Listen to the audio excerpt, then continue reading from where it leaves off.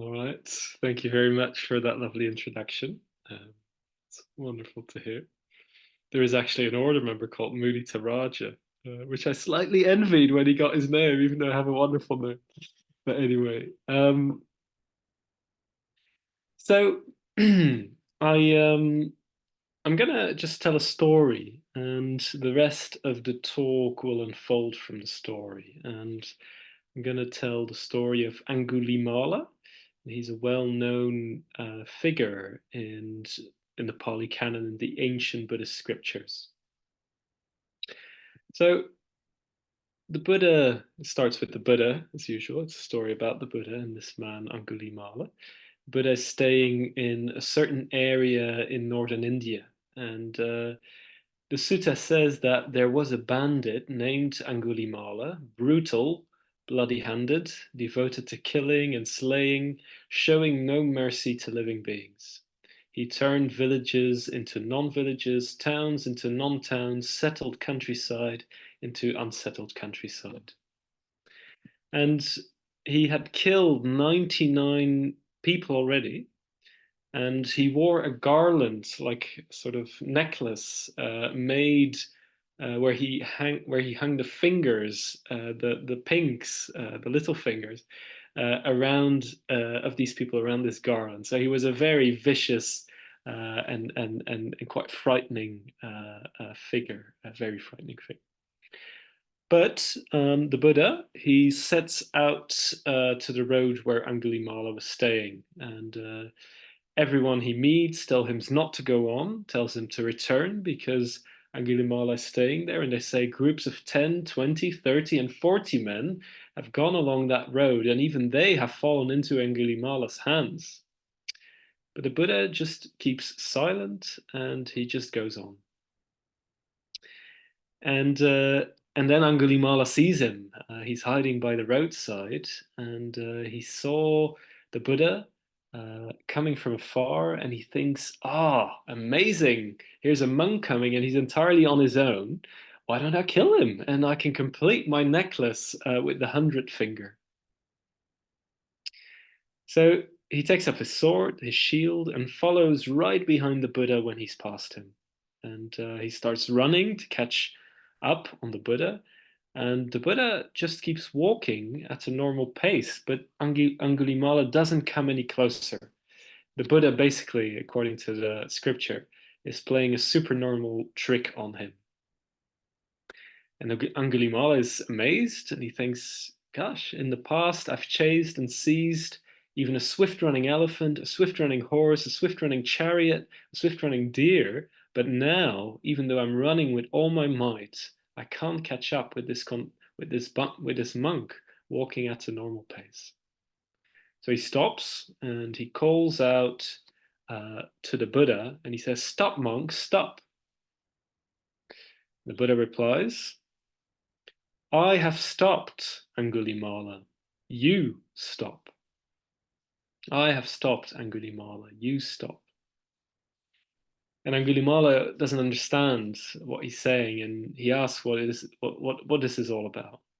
He says, "While walking, monk, you say, I have stopped. But when I have stopped, you say, I haven't.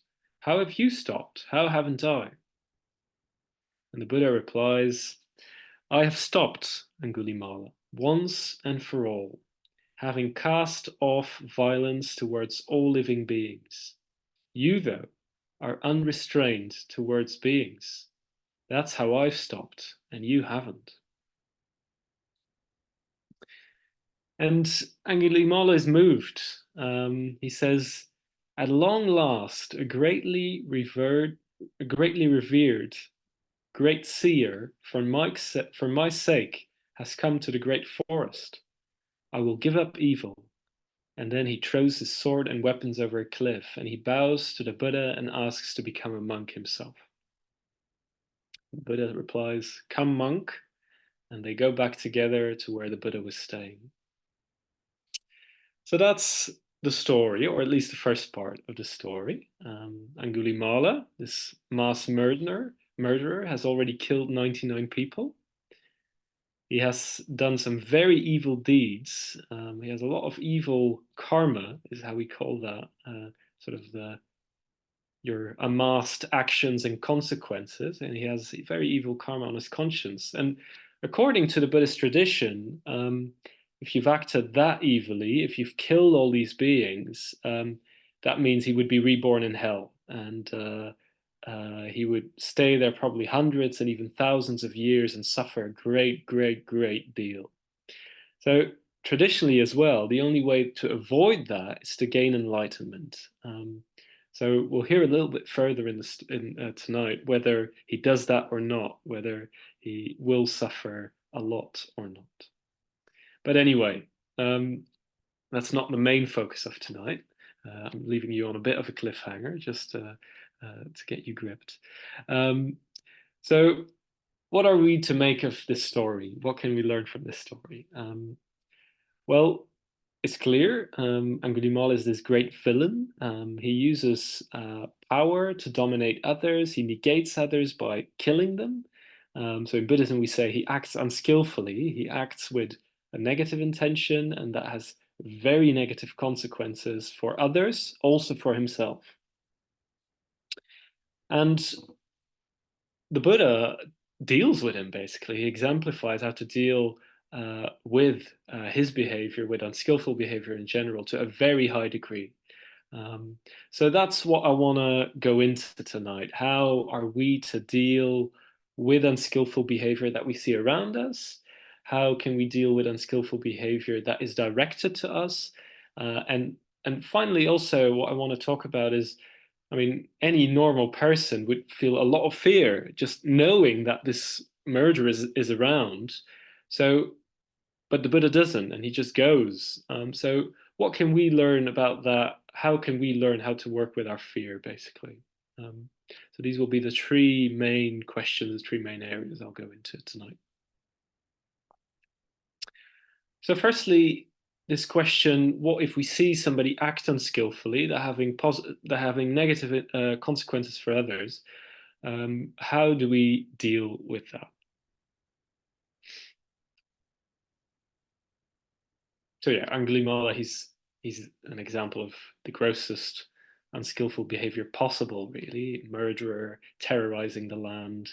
Um, and but in terms of unskillful behavior, I want to make it a bit broader and to look at that. It's very rare that we will encounter a murderer and that murderer will stay unaddressed in our society these days. So um, unskillful behavior in others, that could be violence in whatever form we see it. And Sangrakshta has this saying that violence, or the power mode, that's a word he uses or an expression he uses, is anything in which we negate the being of another person. So that's quite wide and varied. That could be people showing physical violence to one another, verbal violence, even people sort of, how do you say that?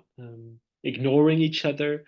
It could be a seller charging a customer too much. It could be people misbehaving to animals. It could be people gossiping. It's sort of many, many different things, many different kinds of unskillful behavior. And so, whenever we see such behavior, we have a choice. Do we put up with it and basically ignore it, maybe undergo it, or do we stand up to it? And we all know that it takes a lot of courage to stand up to behavior like this, especially to peers or people in a perceived higher position than us. But in the sutta, the Buddha is very determined to face Angulimala. He doesn't have any doubt about it, it seems. When people tell that he shouldn't go because there's danger, he's just silent and he goes on.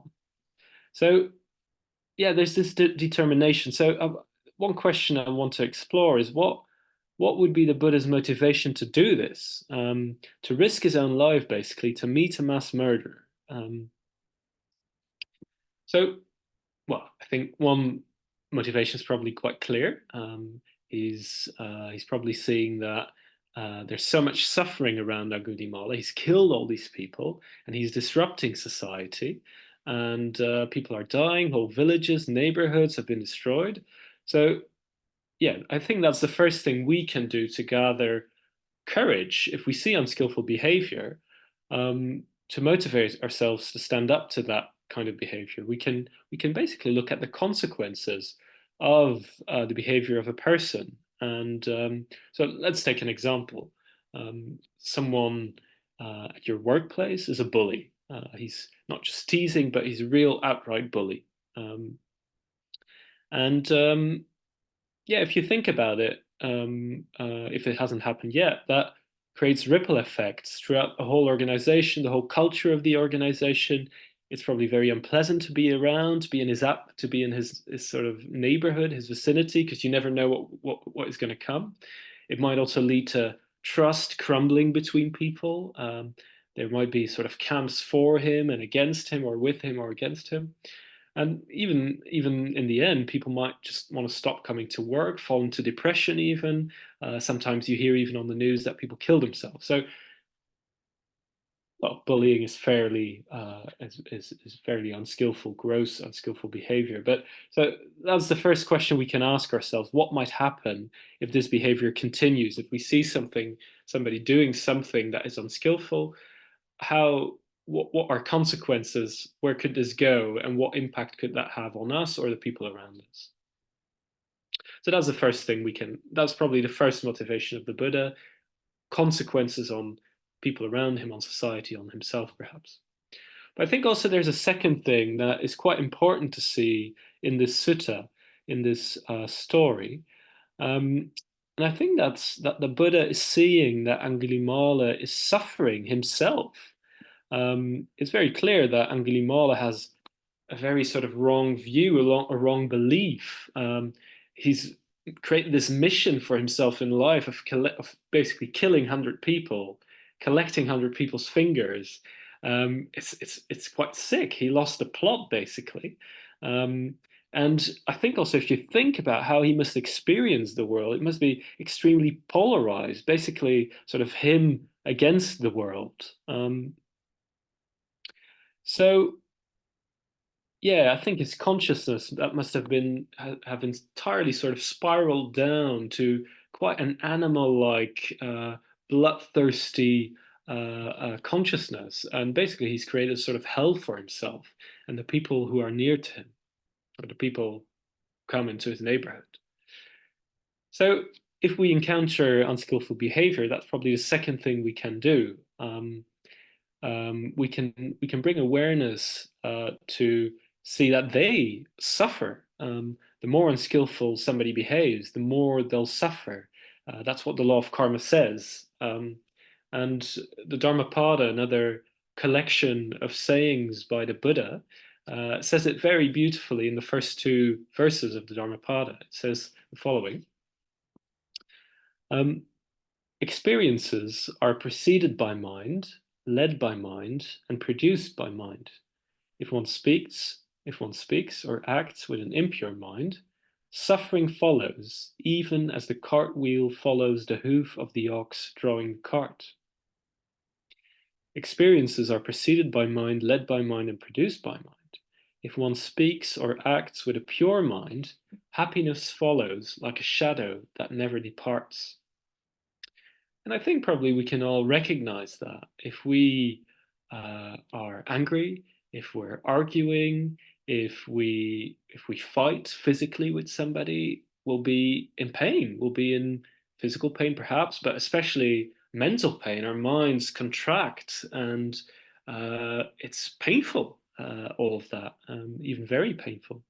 And I think that's quite easy to forget if we see somebody act unskillfully. I think our first response is probably to blame him, or perhaps we know that he's suffering, but our response is to move away from the suffering. We basically react. We don't want to be around that person. We get angry in response to this person, or we get afraid. But actually, this person is suffering. Let's take that bully again. Well, what's underneath that bullying? Probably there's a lot of insecurity, there's pain, there's a lack of self confidence, self love, and that person is trying to make up for that by dominating people, by making other people small, perhaps as small as he feels himself. But that's an exercise that we can do. If we see somebody behave unskillfully, well, can we see that a person is suffering? Can we open our heart to that suffering, to them? And can we allow to respond compassionately? And I think that's exactly what happens in the story. On the one hand, the Buddha doesn't want others to suffer, but on the other hand, the Buddha sees that Angulimala suffers and he wants to help him. And first of all, the Buddha sort of beats Angulimala at his own game. He's faster than Angulimala. He walks faster. And according to the sutta, the Buddha is using his supernormal powers. But he's not using violence against Angulimala neither. So he's sort of beating him at his own game, but he's not using violence. He's not using he's not well, he's not negating Angulimala's being, so to say. I think it's actually quite a symbolic passage, maybe a little sideway, because here's two men that sort of are the polar opposite of each other. So Angulimala has acted so unskillfully that his conscience has entirely spiraled down into a hell, basically, the lowest you can go, probably. And then there's the Buddha, and he has done exactly the opposite. He has cultivated his mind, changed himself, and spiraled into up to the threshold called enlightenment. So totally, totally different. And in a way, maybe that's how we can read this passage, this difference in pace, the fact that Angulimala can't keep up with him, is it points maybe just to the huge gulf between the Buddha's and Angulimala's consciousness. So, and I think that's quite interesting to note that the Buddha's source of power, or his, yeah, maybe why Angulimala is receptive to him, is his own ethical conduct, his own practice, his consciousness. And so Angulimala becomes receptive to them, to that, and to him. But the Buddha stands up to him basically, and in a way that Angulimala can hear him. So the Buddha speaks to him firmly, firm enough so that Angulimala understands. He says, "I've stopped. You haven't. You're restrainless in violence, basically." At the same time, he responds very differently to Angulimala than anyone probably has so far. He talks to him like a human being. He points out his behavior while showing him an alternative, basically a vision of what life could be by embodying that. He embodies that vision himself, basically. And I think it's also clear that the Buddha sees Angulimala's potential. He believes that he can change. So the Buddha reaches out to him. He goes to him. He takes an interest in him. Because Angulimala says that, at long last, a greatly revered great seer for my sake has come to the great forest. And I found that quite moving actually to read. Somebody, well, the Buddha is reaching out to Angulimala. Somebody is seeing Angulimala suffering and responds with compassion. And probably for the first time in a long, long time, probably, Angulimala felt seen, felt heard, felt cared for in a certain way. Yeah, it brings to mind another line from the Dharmapada. It says something like this. I'm probably paraphrasing it a bit, but it says something like, "Never is hatred stilled by hatred. Hatred is only stilled by love." So loving kindness is very powerful. And Angulimala, through that, he becomes receptive to the Buddha. He sees his speech, his fearlessness, his kindness.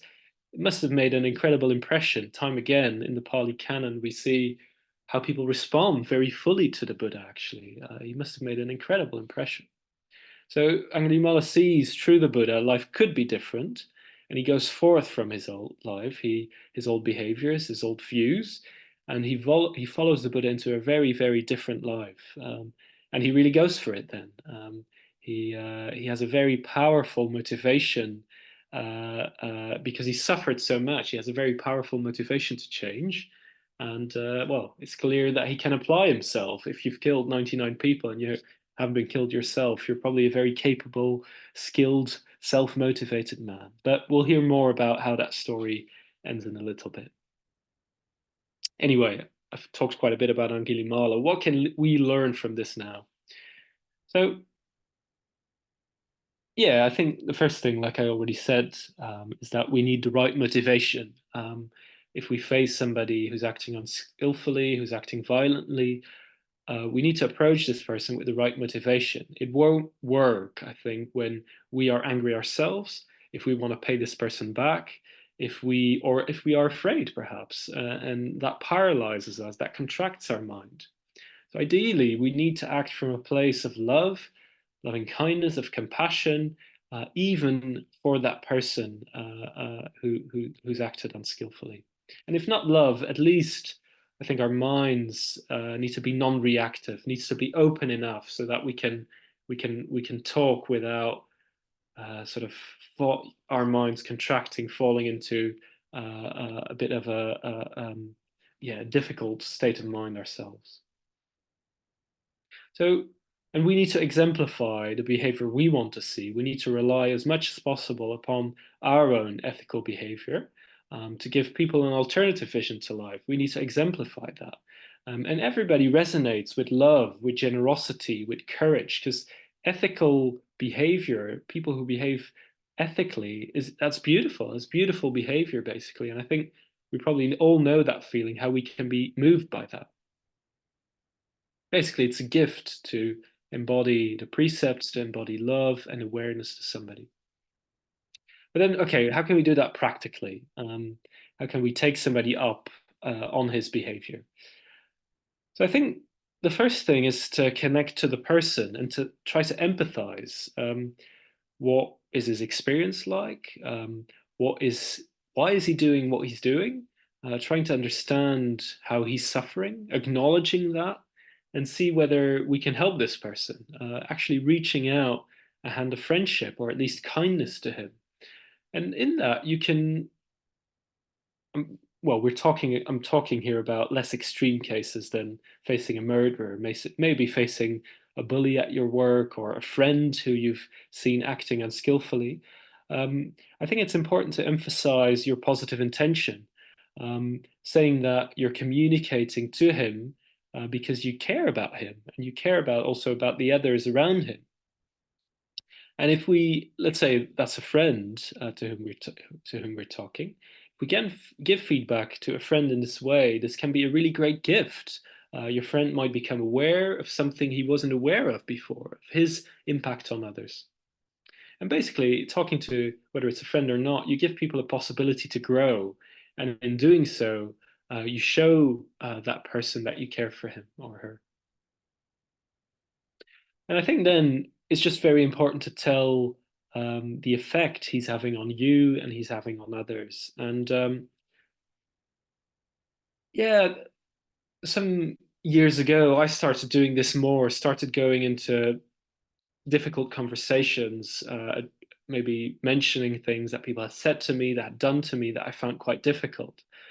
And I have found nonviolent communication such a helpful tool, such a helpful tool. You could give a whole talk about that, but I'll try to give a short example from, let's say, again, that bully at work. So it's sort of very like the most basic framework of not of an NVC of nonviolent communication is in four steps. Firstly, you objectively state something that person has done. So perhaps that person, that bully, you could say, you called me weak, you called me incapable, you called me not worthy of my job. And then, secondly, you say what you felt when he did that, or when that person did that. You could say something like, "Oh, I just felt really small. I felt hurt. I felt criticized. I felt a lot of pain actually when you said that." And then you say what you need. You state a need. You could say something like, "I want to be respected. I have a need for respect." Then fourthly, you make a request, and you say, there's something, let's say, again, in the example, there's something you'd like to see differently in my work, and you just name that more specifically rather than making a judgment about me. So yeah, it's hard to outline this in detail in a very short time, but I have found that framework very useful because um, you can bring difficult messages in a very empathic, non-reproaching, open way. You show yourself vulnerably, but also you make a request. You're also quite upfront about a person's behavior. And I think usually what I've seen when you do that is that people usually they can, well, the people I've done it to at least, they can connect with that much more easily because you're quite objective and showing what the impact has been for you in quite an open, objective way. And I think then you just need to see what happens for the person and see what the appropriate response is then. It might be that the person finds that really difficult to hear, but maybe you just need to leave that person then with that. And maybe he cannot really, that person cannot really hear you at that moment. But sometimes maybe that person, you can extend a helping hand. You can see that the person is very emotional, and you can ask about that, inquire whether you can talk, well, whether he needs to talk in any way or wants to talk about this later. Well, and of course, I also want to make a point of caution that, well, we need to acknowledge that we're not the Buddha. We're not free from fear. We don't have supernormal powers. So we need to be careful as well. And I think mainly, I think we need to see, well, do we feel safe enough to bring this up? Do we feel emotionally safe to do this? And are we also feeling positive, open, robust enough to address it? And are we also physically safe, or is there a threat of violence, a threat of violence? And then it's probably just better to withdraw and get yourself into safety, and perhaps see whether an authority or so could deal with that person. Okay, so that was quite a bit on through the story how to act when you see other people act unskillfully, mainly to a third person, not necessarily to yourself. Um, Now I want to make a few points, just a few points really, about what to do when somebody has a go at us, when somebody uses the power mode, uses power or violence to us. And there's a little bit more of the sutta that is quite interesting that I want to share. So we're a bit further in time now. Angulimala is now a monk, and he goes out on his alms round. He goes begging food door to door. And a few people see him, and they recognize him as this man who killed 99 people, and they express their anger. And one person throws a clod of earth, another person a stone, another a piece of stone pot. And Angulimala gets hurt, and he's bleeding, dripping with blood. His begging bowl is broken. His robe is ripped to shreds.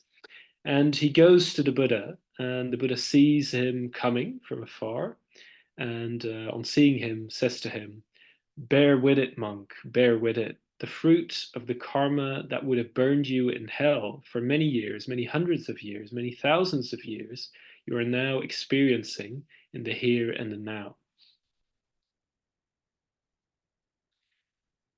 So here, the unskillful behavior, people using violence against, well, now people are using violence against Angulimala.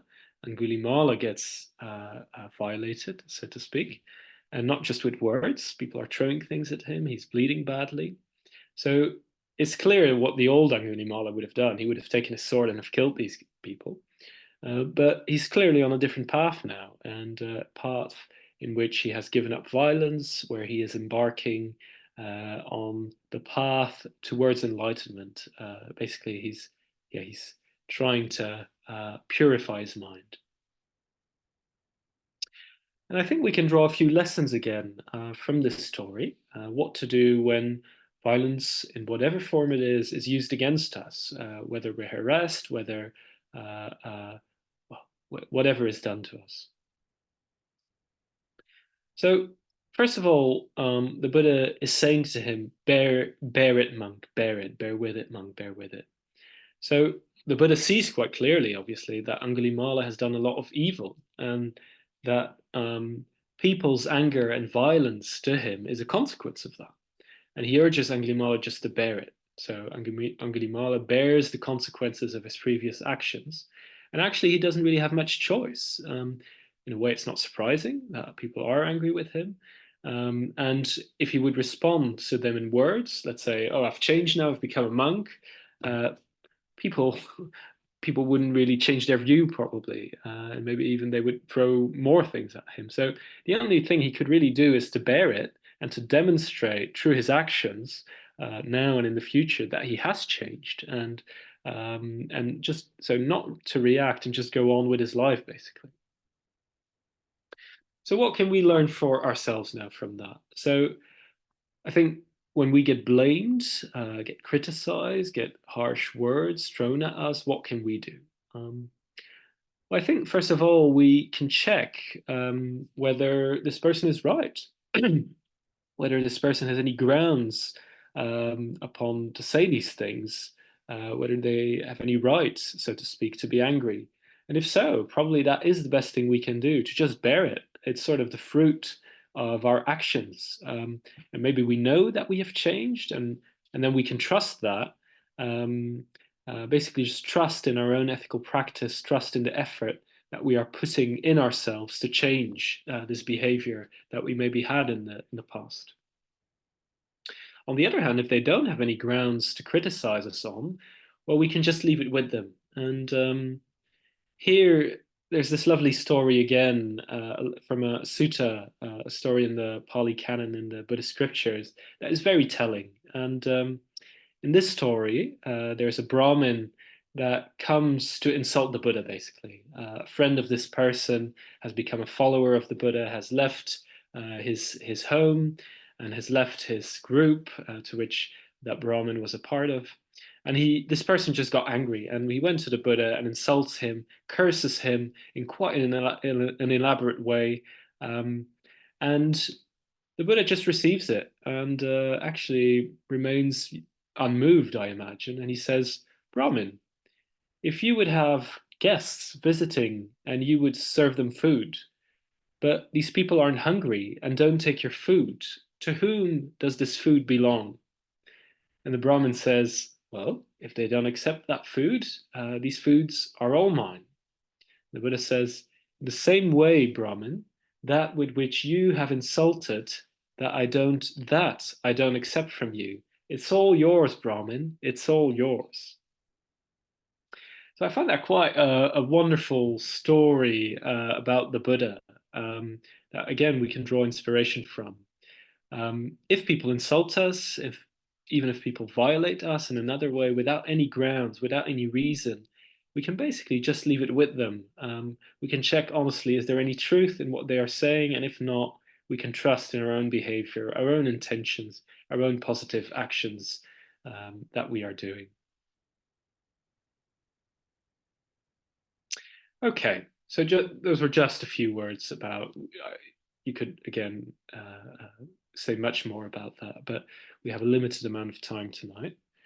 Um, the last bit I want to address is how to deal with fear. And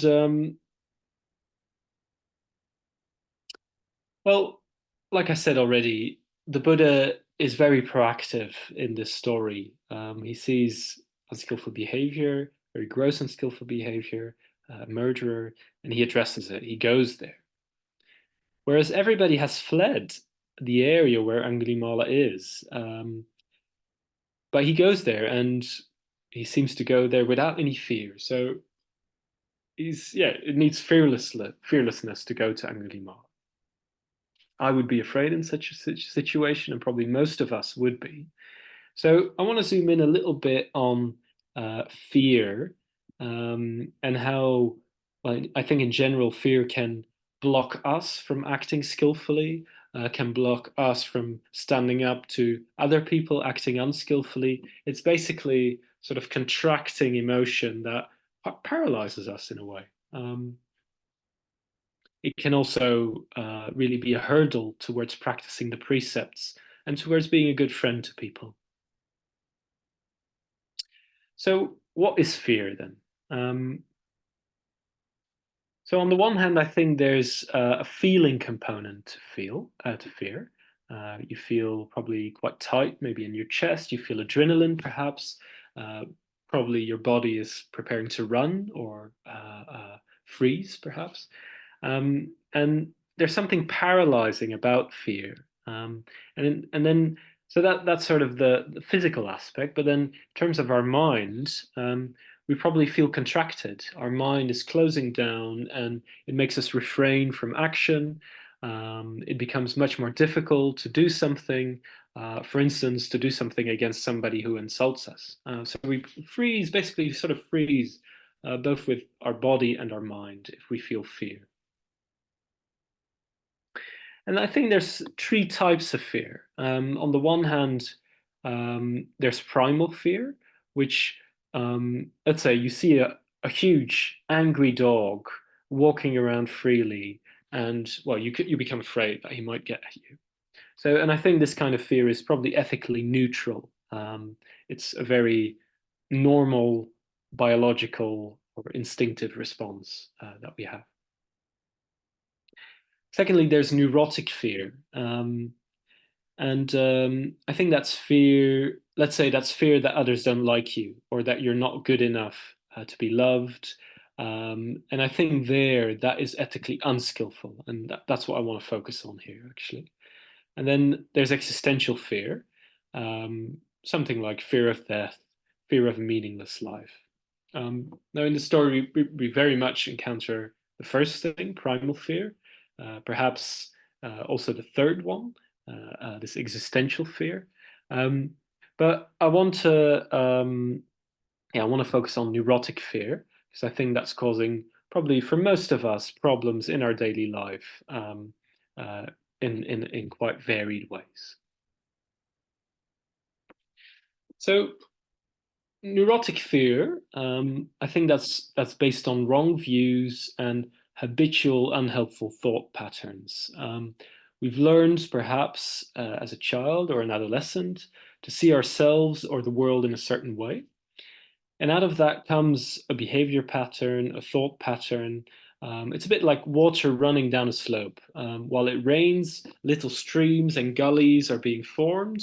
And over time, because the water travels that way again and again, those streams and gullies become deeper and deeper. And that's also how our mind works. We do something a first time, um, we behave or think a first time like that, and then these sort of habits form. And if we're not mindful of our thoughts, of our emotions, our volitions, uh, they will just go in those old habitual ways as we've always done. They're habits. And they form views, they form sort of attitudes, beliefs as well about the world, about others, about ourselves. And again, it could be a view like, I'm not good enough, people don't love me, the world is against me, perhaps. And those views can be very strong and deeply held attitudes. And often they're sort of somewhere in the back of our minds, in the depth of our being. And we're not really aware of them. And they just sort of show up in thoughts, fear, behavior. But it's hard to point to the view itself or to really get become aware of the view itself. But they can have a very strong influence on our life. So I want to give a personal example of this to make it a bit more concrete because I think it's an important area of use. So one, probably my main sort of problematic view is something like, I'm not good enough. I need to earn people's love. I need to earn people's sort of a right to live in a way, almost my existence. And maybe 15 years ago, uh, even more actually. There was a very painful but also poignant experience in which I experienced these the way that view expressed itself in my behavior, in my thoughts, and so on, and where that was also challenged. So I was taking part in a sort of youth leader training, and I didn't know anybody there, and or maybe just a few, but not very well, and I was engaging with the activities, the sort of course, but I felt like I couldn't really connect with people on a deeper level, and I felt quite alone, insecure, isolated, and basically I thought people were avoiding me because they didn't like me. And it was quite a tough few days, especially the sort of second half of the course. And at the end of the course, we then had an evaluation, and the people sort of running our little group, they had this idea of doing this quite openly and creatively in a sort of co-creative way, a participative way. And I dreaded it because everybody could say anything about anyone, basically. It was sort of giving each other peer feedback. And I thought, gosh, what am I going to hear now? So I was feeling rather apprehensive about it. But then people started talking, and somebody said something nice about me, and I was surprised. And then others did the same, sort of following on that. And basically, I ended up being the main person singled out with a lot of praise in that session, in that group. And I was just really surprised. And like, like I couldn't really understand it, how I had seen that so differently. Um, and yet people liked me a lot, apparently. So this experience reverberated in me for quite a while, actually, and it challenged this view that I had of myself quite strongly. But even though after, like, it still needed many, many, many more years and work to make that view a little less strong, actually. Anyway, an example of views and how that can have such a strong impact on our life. Yeah. So, okay, the next bit I want to talk about is how to deal with fear. Then, how to deal with fear, and I think I will talk about basically three things. The first one is metta, and I think first of all, we I think it's very important that we meet this fear with metta, with loving kindness. I don't think it's any use telling ourselves off because we're afraid, because we feel fear or we're anxious. That's just sort of adding another layer of suffering on top of it. And you're not addressing that emotion that is quite strong for you. So just meeting yourself with kindness and maybe just talking to yourself, oh, you're afraid. That's all right. Maybe it's quite normal for the situation you're in, or knowing that habit or your conditioning. I think we can then also sort of quite well proactively or just respond in a sort of structured way by doing the metta bhavana, for instance. Just metta in general counteracts a contractive mind. It makes our mind open. It connects us with others as well, and it's not just metta. It's any sort of any way that we can cultivate the skillful, the positive, the good, generosity, gratitude, rejoicing in others' qualities, mudita, as Vajracaksu was saying. You can cultivate all that, and you have meditated all, I think. You'll have noticed that it opens your being and it makes you a little less contracted. And you may have already experienced that it helps you with fear, for instance. The second thing that we can do is cultivate clear thinking. And when we are afraid, basically, when any sort of quite strong, painful, unskillful mental state, um, we will have quite a subjective, one sided view of a situation. We're often seeing things that aren't there. Like I was seeing in that example, I thought that everybody didn't like me, really, you know. Um, but so how? But yeah, so clear thinking. How do we sort of go against that one-sided way of thinking? Well, one thing you can do is um, you can recollect previous times in which you felt that way. Maybe last time you were afraid, But actually, looking back on that in a certain situation, that was ungrounded. Nothing really happened. And that person, let's say, eventually didn't have any wrong intention with you. So you could think, oh, maybe it's again like that, you know? Another thing you can think of is, well, one of those very basic Buddhist truths is the law of impermanence. Everything passes. So you can think, ah, this mental state, this fear will also pass. It will go away. I can trust that. And you can also look, try to take a sort of outsider's perspective on a situation, taking a step back. How would a third person look at this? And often we can then see, oh, actually, that person said that and that, but oh, actually, I'm making much more of that than maybe that person thought about it, you know?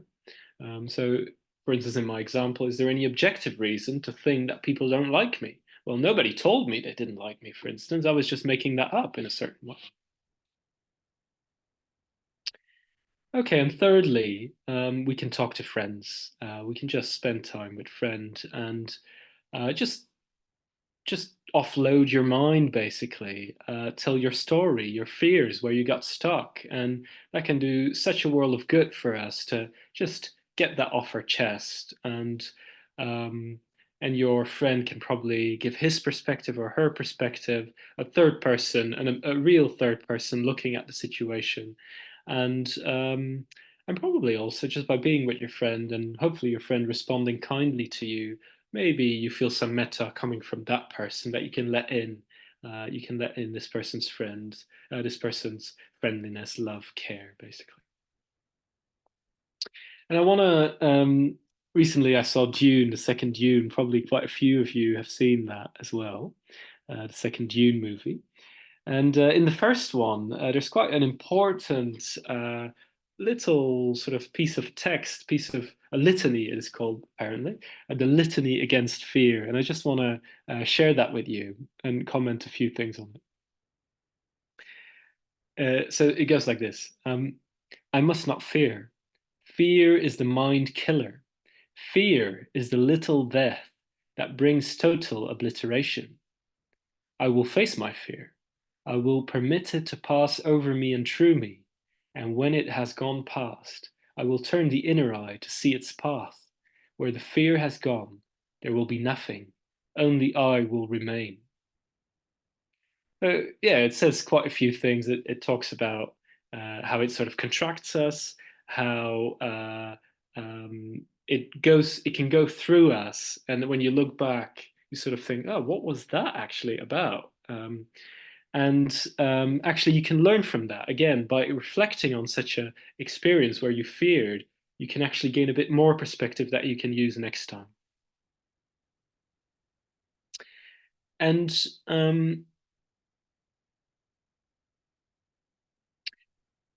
I think also fear, last point about fear is that it's a doorway to freedom. Um, Leaning into fear leads to growth, to freedom. Because I think usually with fear, there's attachment. We're afraid to lose something, or we're afraid to, well, obviously, we're afraid to that we would get harm, that we would lose our well-being. Um, but if we feel fear and if it is appropriate, we do what we fear anyway, that loosens that attachment. So let's take an example again. Let's say um, um, a friend has told you something that you didn't like, that you found quite difficult, um, and you felt hurt. So you're a bit stuck. Okay, either I feel blocked to my friend and I close off to my friend, or I address it, but I might lose my friend's love, that kind of thing. So, but let's say you do it anyway. You express your emotions, you express that you felt heard, perhaps using NVC, the nonviolent communication method I talked about. And what happens is you go through that fear and actually you meet each other in a very authentic way. And usually the effect it has is that, well, the effect I've experienced with friends is that it connects you on a deeper level. Um, and by doing that, you gain more confidence for next time that you connect more creatively. You're basically making an alternative to those uh, gullies and little ditches where the water flows by. You create another ditch, and you gain a bit more freedom next time when something like that happens. So basically, we learn, we become more free, we become more creative, more loving, more open when we move into our fear and overcome it. Okay, I'm going to finish now. And I want to finish our story as well. Um, so we've delved quite deeply into the story of Angulimala. Um, Angulimala was this murderer, this terror for the land. And the Buddha goes to him. He befriends him basically. He reaches out to him, and Angulimala turns to the Dharma and turns around his life. And we've drawn some inspiration from that about standing up to unskillfulness, either directed to ourselves or to others. And finally, I also talked about fear and how to cultivate fearlessness, basically. So just to finish, I want to come back to Angulimala and tell you the end of his story. And I left you on the fact that if he doesn't want to be reborn in hell, he has to gain enlightenment. Yeah? And we know that he's been practicing. We know that he's become a monk. He's made progress, definitely, but he's not enlightened yet. So then the following happens. So Angulimala, he goes out on an alms round again, begging food, and he sees a woman suffering very badly while she's giving birth. And Angulimala is moved by this, and he exclaims, "Oh, how do living beings have to suffer?" And he goes to the Buddha and asks for advice. And the Buddha says, "Well, in that case, Angulimala, go to that woman and say to her, 'Sister, since I was born, I do not recall intentionally killing a living being. Through this truth, may you and your baby be well.'" But Angulimala says, "But no, Lord, I cannot say that. I would be lying." And then the Buddha says, "Well, in that case, Angulimala, go to that woman and say to her, 'Sister, since I was born in the noble birth,' so becoming a monk, 'I do not recall intentionally killing a living being. Through this truth, may you and your baby be well.'" So he went to her, told her this, and according to the sutta, the woman's suffering got better and her baby was well. So yeah, so in well, what do we make of this passage then? Well, first of all, traditionally the truth, when expressed, has a power to it, and that's why the Buddha encourages Angulimala to say that. Um, but eventually, this story, this passage, is a big turning point for Angulimala, another big turning point for Angulimala. So why does the Buddha tell him that he hasn't killed a living being? Um, so I think he wants him to recognize how he has changed. Because up until that point, he has made progress on the path to enlightenment, but he was somewhat stuck. He probably felt quite bogged down by the heavy load of all the things he's done. Those 99 people that he's killed. It's quite a big thing, obviously, to leave behind in the story. But in the passage, it's clear that Angulimala is able to empathize with that woman. Um, it's quite a stark difference with how he was before that, killing all these people. So the Buddha is pointing out that he has changed. And I think Angulimala there can finally see that. He is then able to let go of his past and he goes off into the forest and he practices ethics, meditation, wisdom stronger than ever before. And eventually, the story says, the sutta says, not long after, he gains enlightenment. So he cast off all his heavy karma and he won't be reborn in hell. And lovely detail in the story. Like throughout the story, I've called him Angulimala, but he gets a new name in the story, and he's called Ahimsa, he who does not do harm. So lovely turnaround for this mass murder, happy ending in this case. And at the end of the sutta, there's these verses that Angulimala apparently said. Um, and I want to read a few of those verses. They're quite beautiful, just to end. Who once was heedless, but later is not, brightens the world, like the moon set free from a cloud. May even my enemies hear the Dhamma, time and again, from those who advise endurance, forbearance, who praise non-opposition, and may they follow it. For surely he wouldn't harm me or anyone else. He would attain the foremost peace, would protect the feeble and the firm. Some tame with a blunt stick, with hooks and with whips, but without blunt or bladed weapons, I was tamed by the Buddha. Doer of no harm is my name, but I used to be a doer of harm. Today I am true to my name, for I harm no one at all. A bandit I used to be, renowned as Angulimala. Swept along by a great flood, I went to the Buddha as refuge.